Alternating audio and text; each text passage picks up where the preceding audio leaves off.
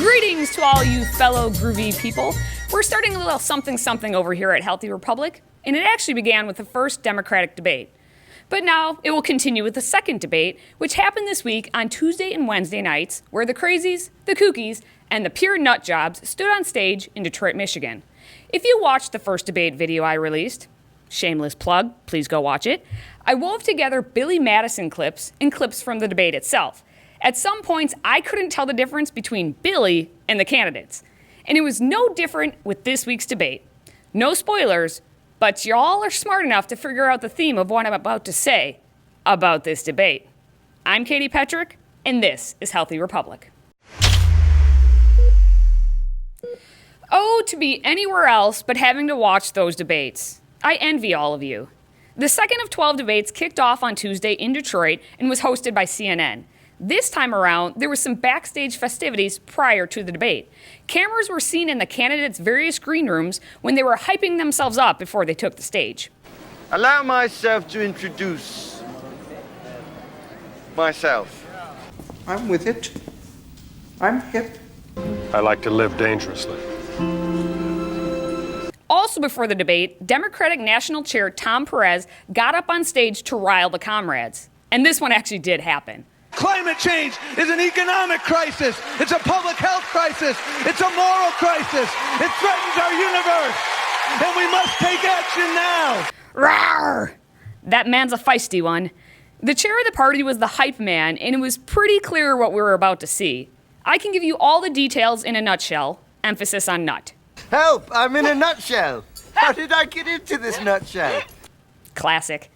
And it really does take just a few clips between the two nights to summarize the content of the debates, which were in fact nutty. We're up here with makeup on our faces. The first thing that I'm going to do when I'm president is I'm going to Clorox the Oval Office. There's a saying in my community, you're dipping into the Kool-Aid and you don't even know the flavor. I really do believe that we can walk and chew gum at the same time. The racial divide lives within me. Oh no, I've gone cross-eyed.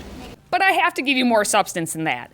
So as I did with the first debate, I found 3 talking points, but I'll add a sweetener of arsenic for this one with a 4th, beginning with money, money, money.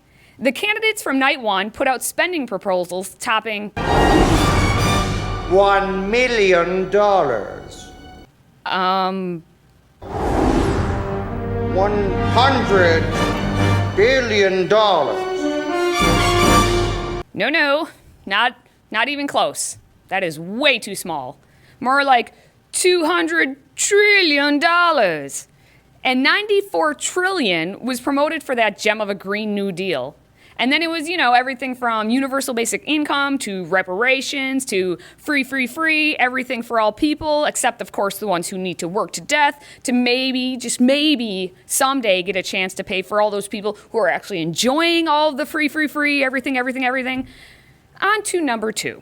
Who does number 2 work for? On night number 1, it was Bernie Sanders with a target on his back, and on night number 2, it was Joe Biden.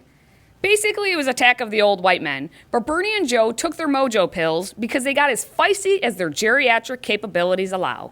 They will be better because Medicare for All is comprehensive. It covers all health care needs. For senior citizens, it will finally include dental care, hearing aids, and eyeglasses. But you don't know. Second of all. You don't know that, Second Bernie. of all. We'll come to you in a second, I do know, and I wrote the damn bill. And I don't know what math you do in New York. I don't know what math you do anywhere in California. But I tell you, that's a lot of money. You're wrong. So this idea is a bunch of malarkey. 5 minutes away from here, John, is a country. It's called Canada. And poor Joe didn't stand up as much as Bernie, often fumbling around for words, especially when he actually got called out for always name-dropping Obama. You can't have it both ways. You invoke President Obama more than anybody in this campaign. You can't do it when it's convenient and then dodge it when it's not. Ooh, that burn from Cory Booker really made Obama's number 2 look like number 2. Silence, number 2. No. I've had enough of you pushing me around. Both Biden and Sanders were being targeted by the no-names who had to take their chances at getting airtime. But it was also the no-namers, in comparison to Sanders, Elizabeth Warren, and some of the others with insane ideas, who actually said a few things that kind of were more sane. I mean, I won't say they were good, but they were the most adult ideas. John Delaney, Steve Bullock, and Tim Ryan surprisingly said a few common sense things that, of course, were slapped down in disgust by Warren and Sanders. Let's get real. Why do we have to be so extreme? Why can't we just give everyone health care as a right and allow them to have choice? I'm starting to think this is not about health care. I think if we're going to force Americans to make these radical changes, they're not going to go along. You throw your hands up, but you haven't. Whoa, I can do it. So it came down to the insane versus the slightly more sane. But, oh, did we get the treat in the form of the devout lady named Ann Williamson. On night one, Elizabeth Warren and Amy Klobuchar may have been the ladies in red, but it was Ms. Ann coming in as the Black Widow. Now, you may be saying to yourself, Ann who? Like Gilligan's Island Ann? I'd say close enough, but she's more like Gilligan. Quirky, to say the least. If you think any of this wonkiness is going to deal with this dark psychic force of the collectivized hatred that this president is bringing up in this country, then I'm afraid that the Democrats are going to see some very dark days. Right. Williams' opening statement revealed her true devotion as what she is saying is actually being her religion. Everyone else between the two nights may have bickered about one another, but Ann is looking at this from a spiritual appeal. This progressivism is her religion, and she's embracing it. And now it is time for a generation of Americans to rise up again. For an amoral economic system has turned short-term profits for huge multinational corporations into a false god. Now, on to number 3, racism in every form.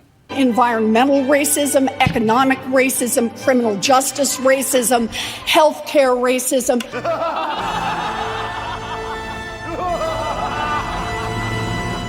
This isn't funny. Radio. But for a party that constantly claims equality when it comes to race, why was it a tale of two debates? Night 1, all those white people, and night 2, all those minorities. And then we have Andrew Yang, who intentionally is stereotyping himself, saying he is an Asian who is good at math. The opposite of Donald Trump is an Asian man who likes math. So is he being racist against himself? With all of the racism talk, the candidates couldn't help but pander to the idea of reparations, despite it being wildly unpopular in the general public. Don Lemonhead brought up a question on reparations, stating that 73% of Black Americans said yes to getting free money. Lemon selectively left out the fact that 67% of the general public oppose reparations, and maybe it's because those who would get the money were not subject to that injustice. This, of course, leads into the final tidbit of the debates. Donald Trump is awful because he, of course, is leading the racist movement according to basically, every single candidate on that stage. First of all, the president is a racist. Our president is supporting al-Qaeda. We have a predator living in the White House. Winning. CNN's Don Lemon really showed his journalisming in prompting those answers with his questions during both debate nights. And on that note, we were promised each night's debate would be 2 hours, but they all just kept on talking. And those of us who watched suffered for it. Maybe as much as CNN, whose ratings still didn't draw anywhere near what the first debate did for MSNBC. Can you remind me what I pay you people for? Honestly, throw me a bone here. But I'll give Jake Tapper and Dana Bash much more credit because they did a much better job than MSNBC in keeping the candidates in line with time and interrupting one another. Not Senator, nearly enough. I'm staying with you, but. All right, Exhibit. Just a 15 seconds. And those who have employer-sponsored insurance. Jake, this is important. Zip. Senator Warren, it's your turn. Oh, can I complete that, please? I'm Zippy Longstockings. But I want to say more Thank you, about Ms. Williamson. Okay, Thank I hope you, you'll Ms. come back Williamson. to me this time. Go ahead. When a problem comes along, you must zip it. I disagree with his Please diagnosis stand by, of Senator. the problem Please stick here. to the rules. Okay. We'll get to you. You know, you're like a child. Talking, if you just one time. Zip it. Now that debate 2 is complete, you have to ask yourself, Whoop-de-doo, what does it all mean? it doesn't mean a whole lot. Really, we learned nothing new. The socialists will be the socialists, and until they take each other out, they'll try to make their moments, take their shots at the top candidates. So go back to your lives and enjoy the fact that you didn't suffer through all of that. But if you actually did watch, let me know in the comments what you thought. And of course, share this video and podcast with your friends and enemies. Until next time, Stay healthy, America.